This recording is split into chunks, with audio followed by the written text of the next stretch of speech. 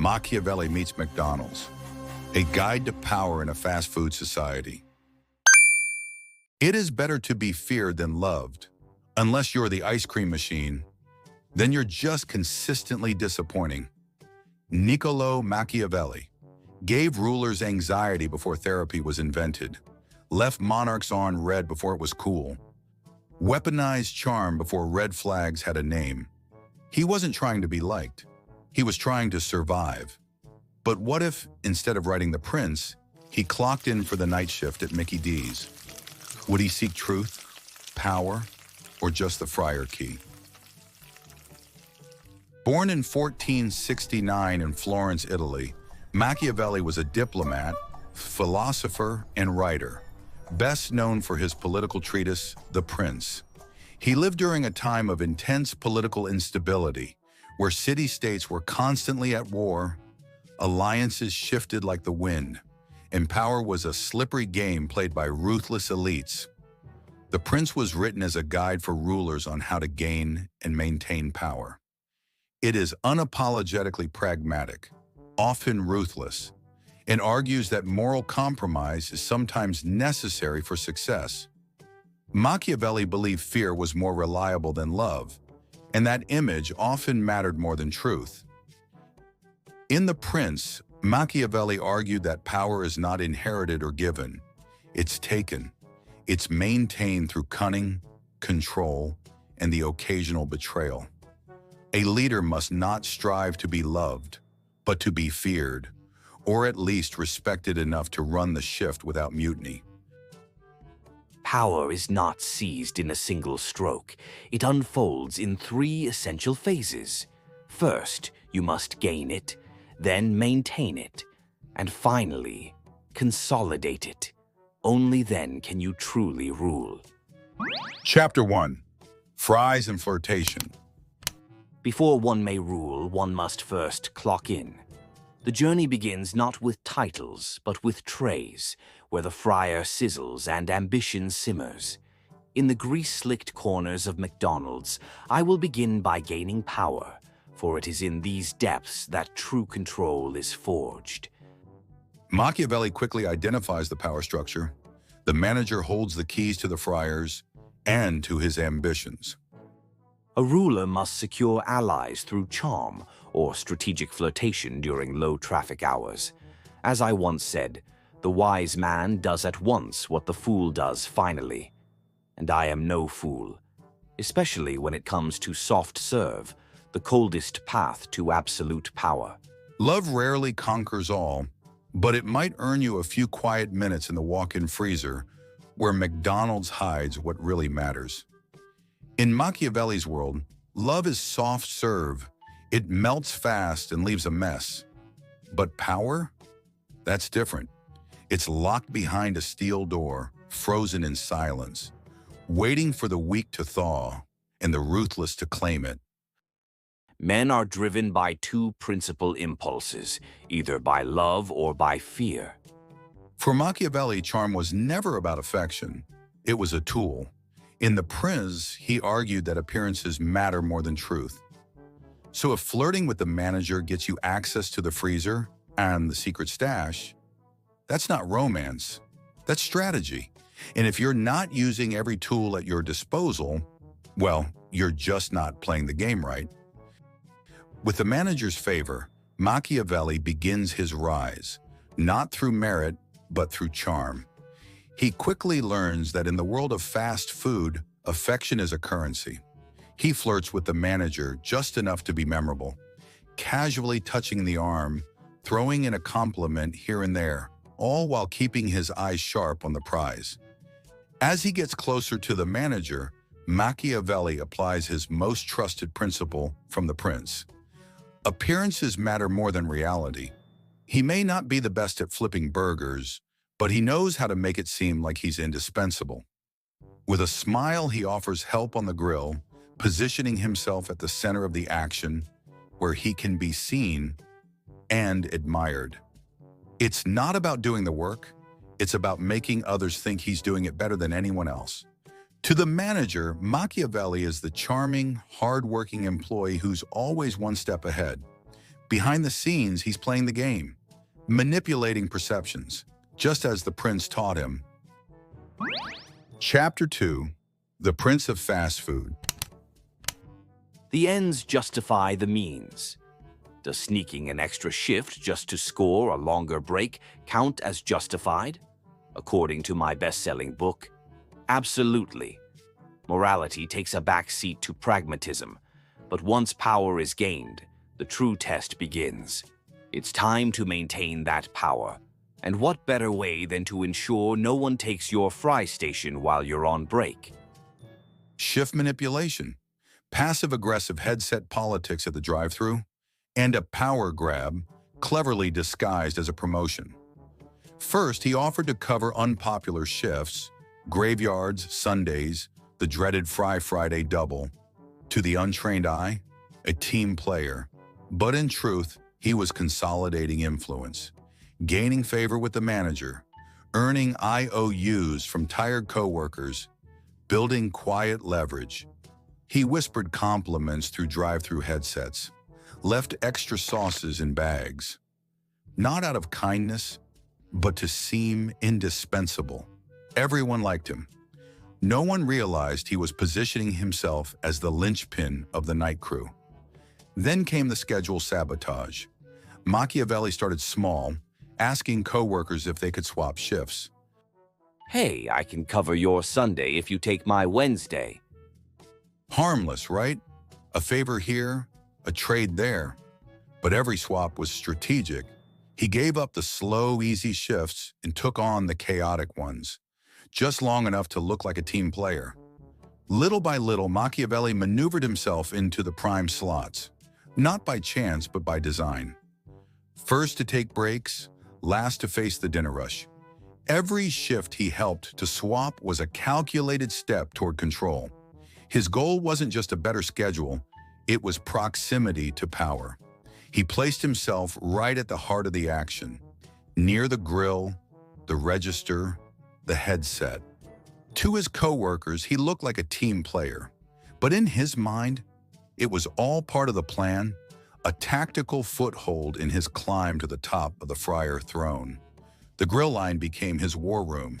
The headset, his scepter, and his coworkers, they never even saw it coming. The promise given was a necessity of the past. The word broken is a necessity of the present. And there it is, the Machiavellian mic drop. See, to him, a promise isn't sacred. It's just a shiny coupon with an expiration date. Promises are for onboarding videos and those cheesy teamwork posters in the break room. In Machiavelli's world, they're pure PR, cheap, flexible, and easily discarded once they've served their purpose. Integrity, cute, but not exactly shift lead material. Need someone to cover your Saturday night? Smile, nod, promise you'll return the favor. Spoiler alert, you absolutely will not. Agree to help train the newbie? Only if it guarantees that the manager calls you reliable. And when the time comes to break your word, make sure it's deeply inconvenient for them and wildly beneficial for you. Why? Because inconvenience isn't just petty, it's power. When they're scrambling to adjust, they're less likely to hold a grudge, more likely to accept your excuse, and far too distracted to question your motives. The chaos works in your favor. After all, disruption is just another tool in the playbook. Then, put on your best oops face. Blame the scheduling app. Blame a group chat glitch. Blame Mercury in retrograde. To the team, he's just that super chill guy who always means well. Behind the scenes, he's playing 4D chess with shift schedules, while everyone else is still losing at Candy Crush like it's 2013. He's 5 moves ahead, checkmating coworkers with calendar invites and a smirk. The real trick, it's not just breaking the promise, it's how you break it. It's doing it so gracefully, so convincingly, that people thank you while you're bailing on them. Machiavelli never says no outright. He nods, agrees, and later blames an unexpected shift change or a group chat misfire. He doesn't burn bridges. He quietly reroutes them, then strolls across with your weekend off in his back pocket, he didn't lie. He optimized. Because in his view, the workplace isn't about honor, it's about leverage. The game was never about being good. It was about staying in control. Trust, just another condiment, nice to have, easy to replace, and mostly for show. So what's the moral here? In Machiavelli's version of fast food politics, the game isn't about keeping your promises. It's about knowing exactly when to drop them and how to spin the narrative so you still look like the hero. Do it right. You won't just survive the shift. You'll run the place. And maybe get Friday off while you're at it. Chapter 3. Nuggets of Power. He who controls the sauce controls the morale, and thus begins the reign of the spice rack supremacy. The promise of abundance wins hearts until scarcity secures obedience. A prince must appear generous, 2 barbecue sauces per customer, but no more. His influence spreads until one night, a shift cashier decides to push back. This is where true consolidation of power begins. Machiavelli knew that to hold on to what you've claimed, you must not only defend it, but control dissent, shape it, feed it if necessary, until the time comes to strike. Chapter 4. The Gen Z Gambit, the Wi-Fi coup and why it failed. Meet Bree, digital native. Meme-war tactician. Union curious. Bree attempts to dethrone Machiavelli, not through war, but through Wi-Fi. You see, Bree wasn't just scrolling through TikTok. She was running digital ops. While he scribbled shift plots on receipt paper, she launched a private Discord server called the Friar Rebellion. While he faked romance with the manager and friendliness with the crew, she was quietly collecting screenshots, shift swap requests, shady messages, in timestamped, "Oops, got mixed up, my bad." Excuses that told a very different story. Proof? Oh, she had plenty. She didn't yell. She didn't stage a walkout. She made a Google form. She started small, crowdsourcing shift preferences, gathering quiet complaints, and building a shared calendar. It didn't take long for people to realize the closing shift wasn't being assigned accidentally. It was happening too regularly to be a coincidence. And for those that started to question their memory, they quickly realized it wasn't just a case of forgetting they have volunteered to cover Machiavelli's shift again. Alzheimer's wasn't creeping in. It was a well-executed scheme. Accountability wasn't top-down anymore. It was horizontal. Then the shift happened. Machiavelli, off the headset, reassigned a janitorial morale rotation. His name slid down the schedule like a fallen general. Bree seized power by reorganizing it. Solidarity was casual, cooperation cool. She built a coalition through calendar invites, inside jokes, and perfectly timed reels. No speeches, just Wi-Fi and strategically pressing sent. While Machiavelli was charming the manager, Bree was already implementing a new Friar protocol, dictated by reaction emojis. She secured time off with a meme about burnout and a well-placed lull. She tried to overthrow him, not with force, but with formatting. She used emoji diplomacy and DMs, thinking they would hit harder than policy. But Bree made one fatal mistake. She mistook momentum for control, applause for loyalty. He knew better. After all, he wrote the manual on treachery. She didn't realize Machiavelli wasn't losing. He was observing. He didn't fight her rise, he fed it.